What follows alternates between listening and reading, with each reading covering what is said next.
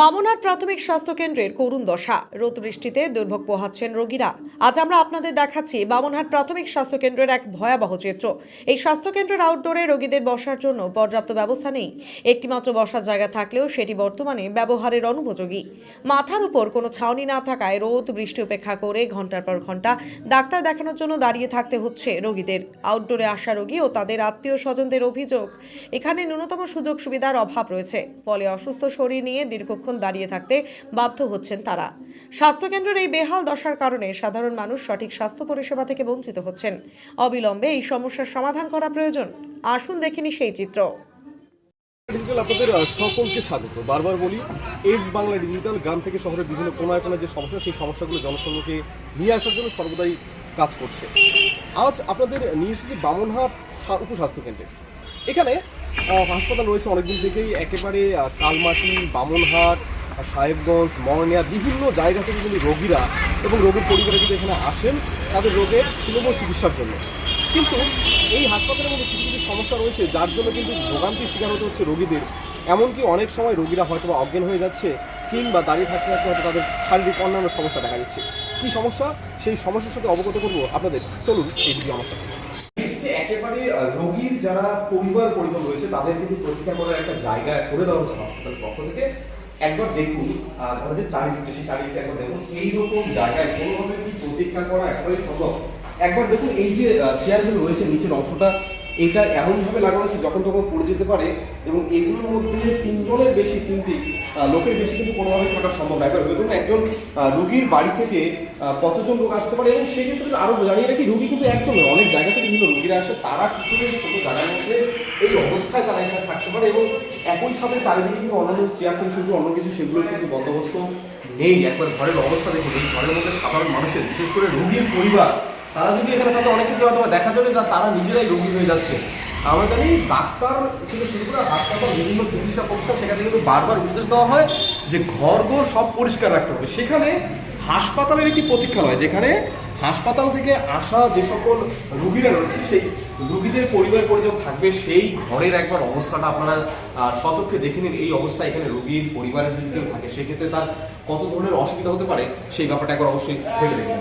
এখানে আপনি কতক্ষণ ধরে আছেন? এখানে চড়া রোদ, এমনি এখানে রোগীরা সাধারণত লাইন দিয়ে থাকে, সেক্ষেত্রে কি কি অসুবিধা হচ্ছে? রোদ্র অসুবিধা হচ্ছে, চোখে জ্বালা করে, আবার রোদে শরীর অসুস্থ লাগে, আবার শরীর ঘামে, কতক্ষণ দাঁড়ায় থাকি, বিশাল অসুবিধা হচ্ছে।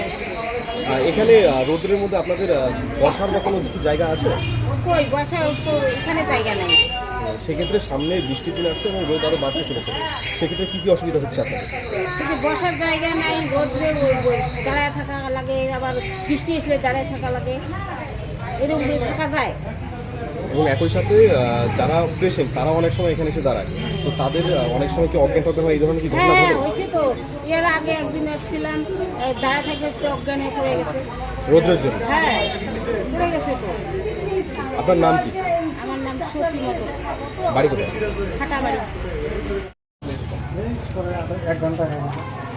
এখানে শেডের ব্যবস্থা নেই, অর্থাৎ রোদের মধ্যে দাঁড়িয়ে আপনাদের ওষুধ নিতে হচ্ছে, সেক্ষেত্রে কি অসুবিধার সম্মুখীন হচ্ছে?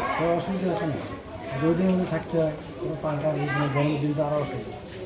সেক্ষেত্রে যে সকল রোগীরা অন্য জায়গা থেকে আছে, রোগীরা অনেক সময় দাঁড়িয়ে থাকে, তাদের কি অসুবিধা হচ্ছে? অসুবিধা তো অনেক গরম অনেক। অনেক কিছুই অজ্ঞান টজ্ঞান হওয়ার ঘটনা কি ঘটে এখানে সচরাচর? ঘটতে পারে, আমার তাই আজকে তো হয়নি, এর আগে হয়তো হতে পারে।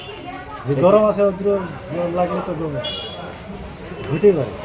আপনার কি মনে হয় যে এখানে কোনো কি শেডের ব্যবস্থা থাকা উচিত আলাদা করে, যারা এখানে আসে তাদের জন্য? হ্যাঁ, সেটা ভালো হলে ভালো। আর বৃষ্টি আসছে, বেশি দিনে অসুবিধা না।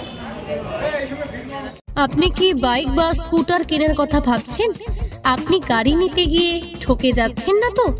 দীর্ঘ 7 বছর যাবৎ সততার সাথে ব্যবসা করে আসছে বামনহাট আমান হোন্ডা।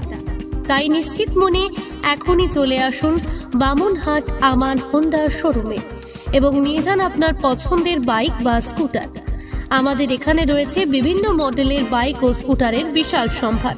এছাড়াও এখানে একই ছাদের তলায় পেয়ে যাবেন সেলস, সার্ভিস এবং স্পেয়ার পার্টস। প্রত্যেক কেনাকাটায় রয়েছে স্বল্প ডাউন পেমেন্ট ও ন্যূনতম ডকুমেন্টসে লোনের সুবিধা। এছাড়াও রয়েছে সুদক্ষ কারিগর দ্বারা স্বল্প সময়ে গাড়ি সার্ভিসিং এর সুবিধা। তাই আর দেরি না করে এখনই যোগাযোগ করুন বামনহাট আমান হোন্ডা শোরুমে। স্থান বামনহাট SBI ATM এর পাশে। যোগাযোগের নম্বর 9002805414।